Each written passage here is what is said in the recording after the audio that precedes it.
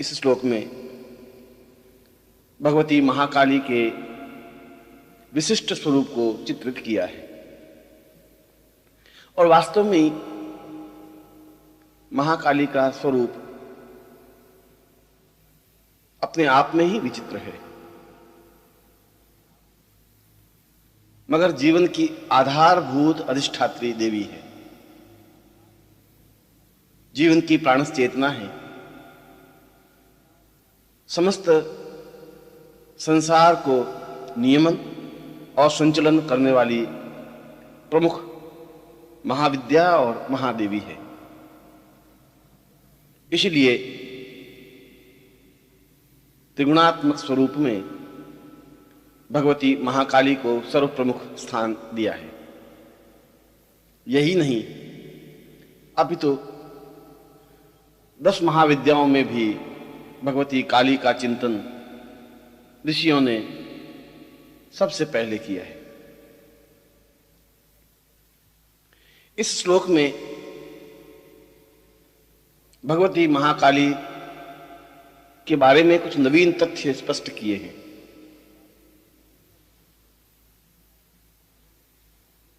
भगवती काली अपने आप में शिवा है, शिव की आधारभूत रूपा है। शिव जो कल्याण करने वाले हैं, शिव जो जीवन में प्रेम आनंद प्रदान करने वाले हैं, शिव जो समस्त संसार को खुशी, कल्याण, मंगल और पूर्णता देने वाले हैं, उनकी आधारभूत शक्ति महाकाली है। इसका तात्पर्य यह हुआ कि व्यक्ति जीवन में तब तक आनंद और पूर्णता अनुभव कर ही नहीं सकता जब तक कि वह शक्तिमान न हो। इसीलिए शिव और शक्ति का अपने आप में संबंध है। यदि आप शिवमय बनना चाहते हैं, कल्याणमय बनना चाहते हैं, जीवन में पूर्ण शांति और सुख प्राप्त करना चाहते हैं, आनंद और सुख को प्रवहमान करना चाहते हैं, तो यह आवश्यक है कि आपके पास शक्ति हो, आप में शक्ति का आराध्य और आराध्य रूप हो। जो जीवन में महाकाली की साधना नहीं करता, वह जीवन में निर्भय और निष्कंटक हो ही नहीं सकता। और जब तक भय है, डर है, तब तक जीवन में सुख और शांति कैसे प्राप्त हो सकती है? यह तो जीवन बाधाओं, कष्टों, पीड़ाओं से भरा हुआ है। पग पग पर शत्रु हैं, परेशानियां हैं, बाधाएं हैं, अड़चने हैं, दुर्घटनाएं हैं और मृत्यु का भय है। इनसे निजात कैसे पाई जा सकती है? इनसे छुटकारा कैसे पाया जा सकता है? प्रयत्न करने से तो यह संभव नहीं है। कौन चाहता है कि उसके जीवन में परेशानी हो? कौन चाहता है कि उसके जीवन में भय हो? कौन चाहता है कि वह तनावग्रस्त हो? फिर भी मनुष्य के जीवन में तनाव, चिंताएं, परेशानियां होती ही हैं और व्यक्ति के परिश्रम से, व्यक्ति के प्रयत्न से इन तनावों से छुटकारा नहीं मिल सकता। इनसे छुटकारा तो भगवती महाकाली की साधना से ही संभव है।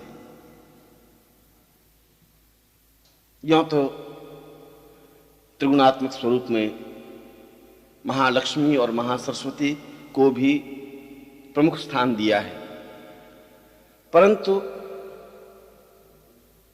ऋषियों ने कहा है कि केवल महाकाली की साधना करने से भी जीवन में पूर्णता, जीवन में सौभाग्य, सुख, शांति, आनंद, लक्ष्मी, सरस्वती, स्मरण शक्ति, मेधा और पूर्णता आ सकती है। महाकाली का स्वरूप भले ही भयानक और डरावना हो, काला लंबा चौड़ा शरीर,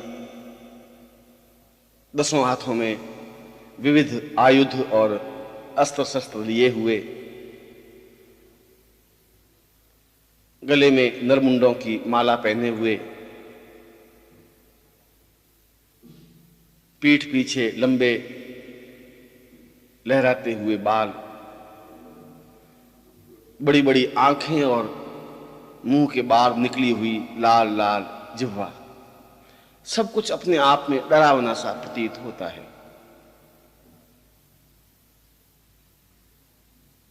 और लोग ऐसा सोचते हैं कि इस डरावने स्वरूप की साधना सामान्य साधक के बस की बात नहीं है। ऐसी बात नहीं है। यह डरावना स्वरूप साधक के लिए नहीं है, यह तो शत्रुओं के लिए है, क्योंकि महाकाली शत्रुओं पर वज्र की तरह प्रहार करती है,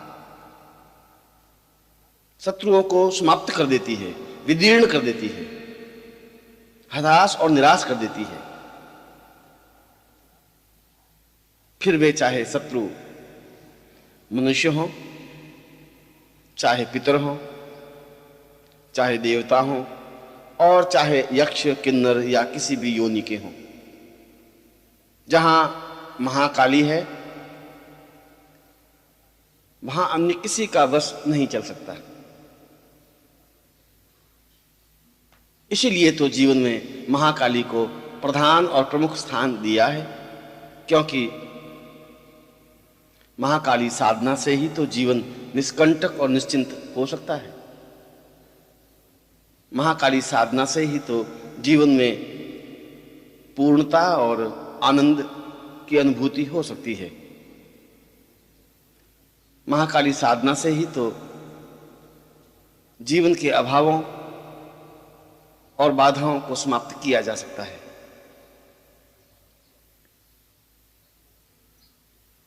और जीवन में शत्रु केवल देवता, पितर या मनुष्य ही नहीं होते, रोग भी प्रबल शत्रु है। वह रोग चाहे स्वयं को हो, परिवार के अन्य सदस्य को हो,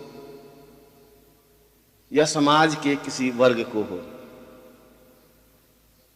रोग को भी तो शत्रु कहा गया है। और इस शत्रु की समाप्ति, रोगों से पूर्ण छुटकारा भी महाकाली साधना से ही संभव है। रोगानुशेषा, काली का नाम लेते ही रोग पीछे नहीं रहते, रोगों का अवशेष रहता ही नहीं, उनका अस्तित्व समाप्त हो जाता है।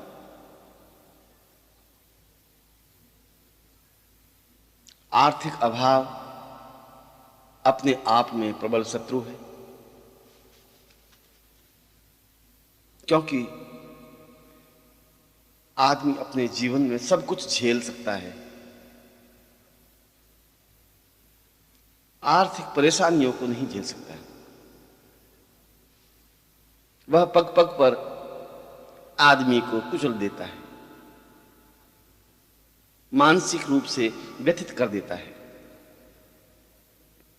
उसे हताश और निराश बना देता है। व्यापार नहीं चल रहा हो या ऋण हो गया हो, बार बार कर्ज मांगने वालों का तगादा आ रहा हो, घर में अभाव इतना हो कि जीवन संचालन भी सही ढंग से नहीं हो रहा हो, तब भी इस प्रबल शत्रु से छुटकारा पाने का एकमात्र उपाय महाकाली साधना ही है।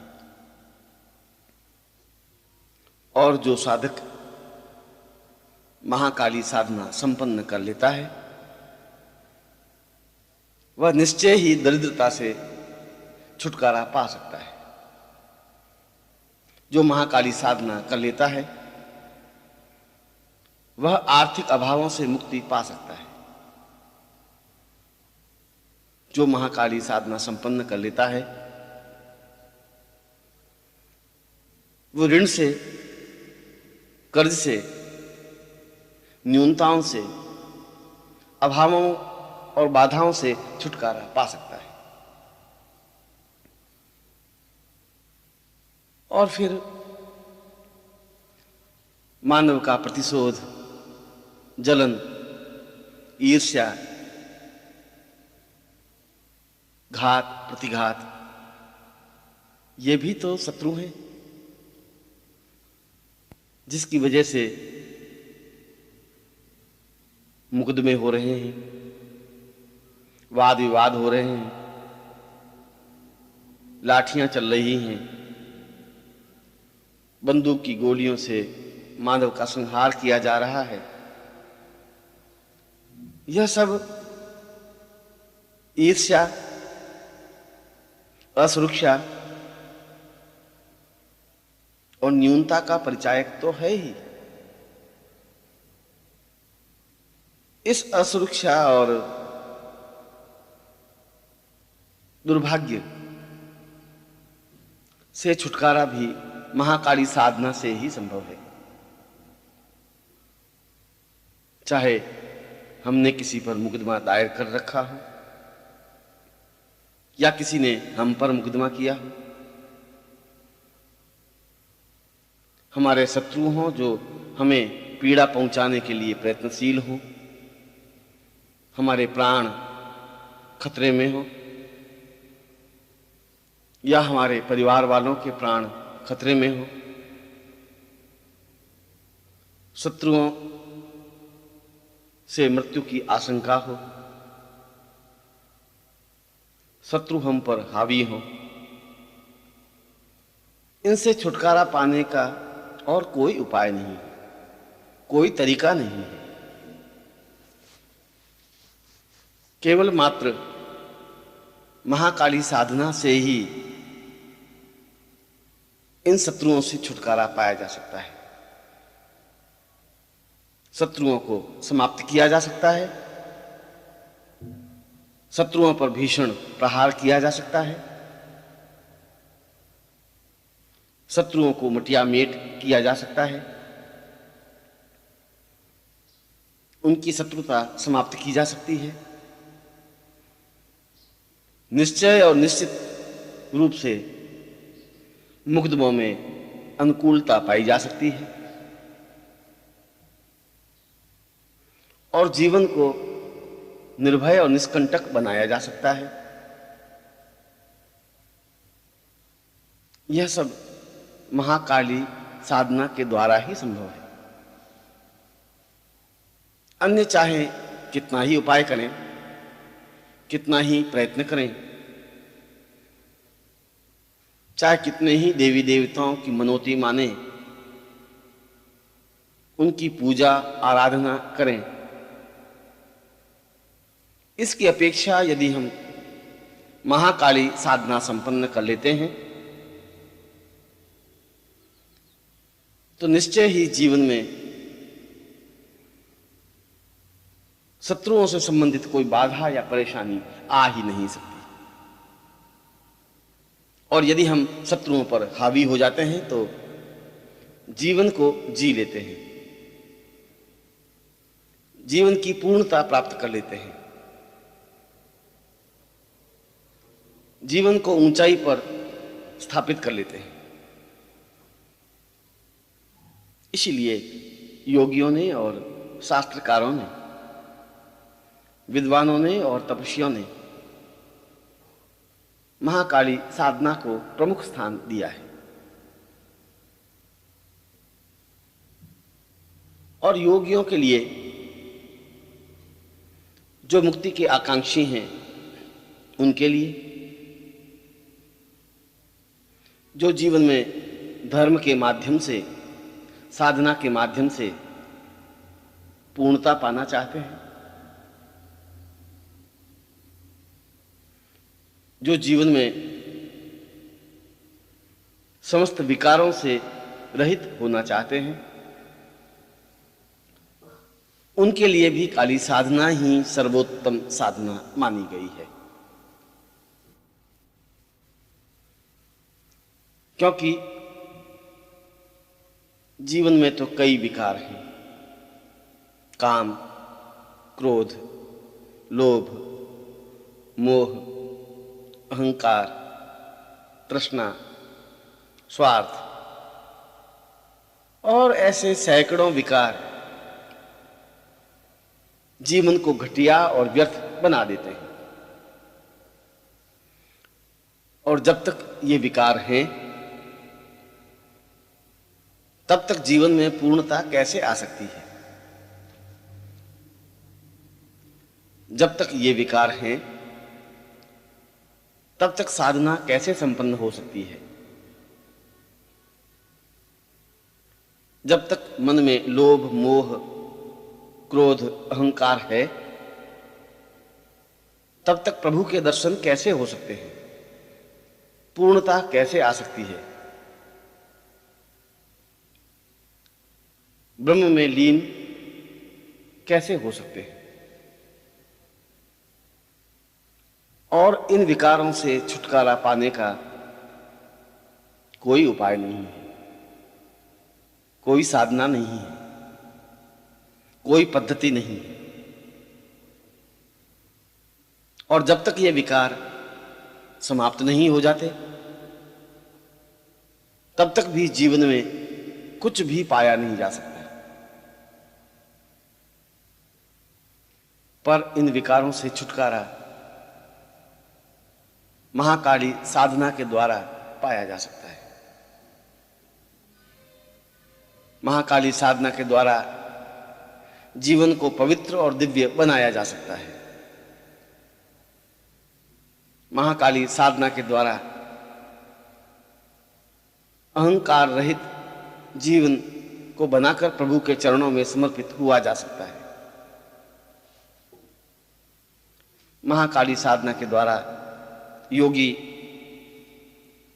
अपनी कुंडलिनी जागृत कर, सहस्रार का भेदन कर ब्रह्म में लीन हो सकता है। यह सब महाकाली साधना के द्वारा ही संभव है। यही एकमात्र ऐसी महादेवी है जो जीवन को पवित्र बना सकती है, जो जीवन को दिव्य बना सकती है, जो जीवन में रोशनी बिखेर सकती है, जीवन को ऊंचा उठा सकती है, समाज में सम्माननीय बना सकती है। और जो योगी हैं, तपस्वी हैं, साधु हैं, सन्यासी हैं या गृहस्थ हैं,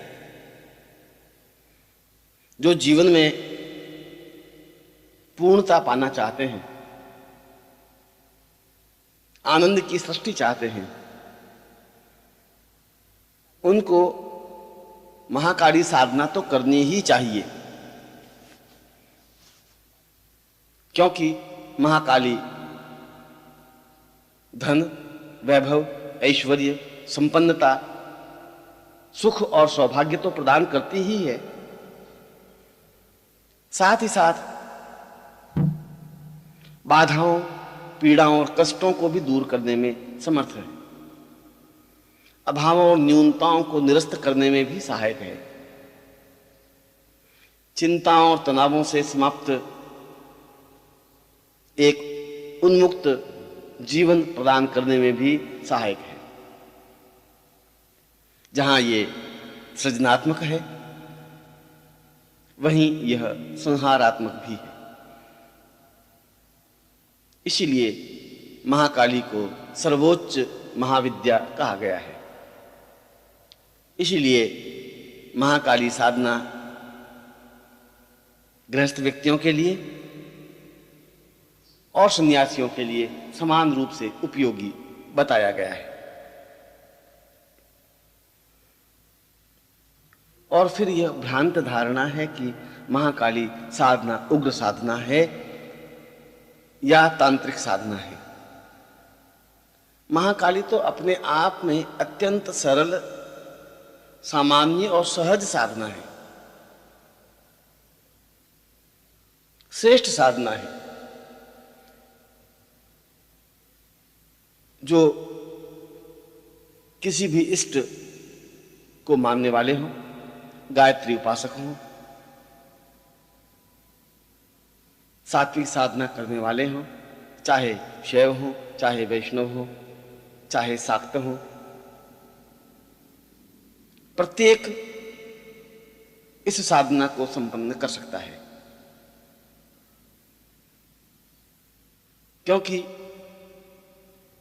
महाकाली का स्वरूप ही अपने आप में उग्र है। महाकाली स्वयं अपने आप में अत्यंत सरल और सामान्य है, शीतलता प्रदान करने वाली है, सुख और सौभाग्य देने वाली है। और गृहस्थ व्यक्ति भी इस साधना को संपन्न कर सकते हैं, गुरु के चरणों में बैठकर या अपने घर में, गृहस्थ के कर्तव्यों का निर्वाह करते हुए या अनुष्ठान के रूप में। और यह बात भी निश्चित है कि महाकाली साधना संपन्न करने पर पूर्ण सफलता तो मिलती ही है, पर यदि किसी कारणवश साधना असफल हो जाए, पूरी तरह से मंत्र जप न हो, बीच में ही साधना छोड़नी पड़े या साधना में व्यवधान आ जाए, तब भी साधना करने वाले को इसका विपरीत प्रभाव देखने को नहीं मिलता।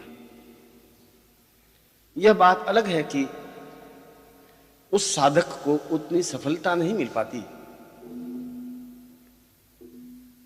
यह बात अलग है कि वह जिस फल की कामना करता है वह फल उतनी पूर्णता के साथ न मिल पाए, परंतु इसका विपरीत परिणाम भोगने को नहीं मिलता।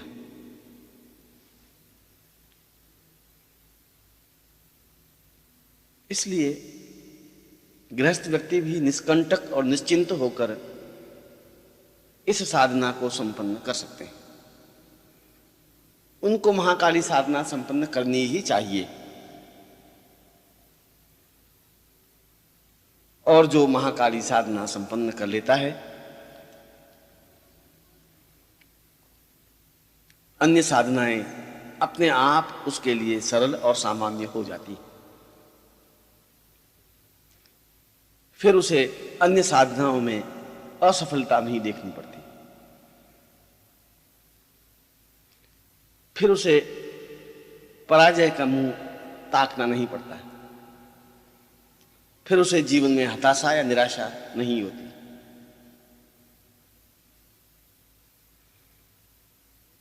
वह एक बार यदि महाकाली साधना संपन्न कर लेता है तो सैकड़ों साधनाएं तो स्वतः सिद्ध हो जाती हैं। जीवन के अभाव और जीवन की परेशानियां तो स्वयं समाप्त हो जाती हैं। और यह जरूरी नहीं है कि महाकाली साधना किसी मंदिर में या सुनसान स्थान पर, शमशान में या जंगल में संपन्न की जाए। महाकाली साधना तो घर में बैठ करके भी गृहस्थ के बीच रहते हुए, गृहस्थ के कर्तव्यों का निर्वाह करते हुए की जा सकती है। और ऐसा करने पर सफलता 100% रूप में प्राप्त हो जाती है।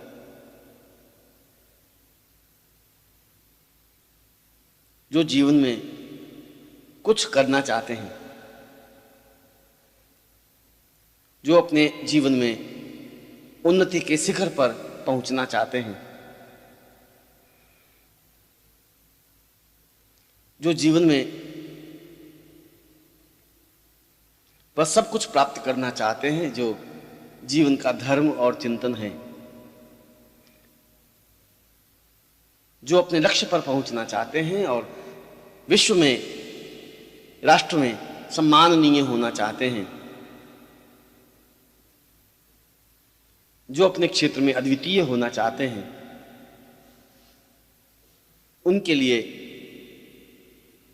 सरस्वती साधना के साथ साथ महाकाली साधना भी अनिवार्य है, आवश्यक है।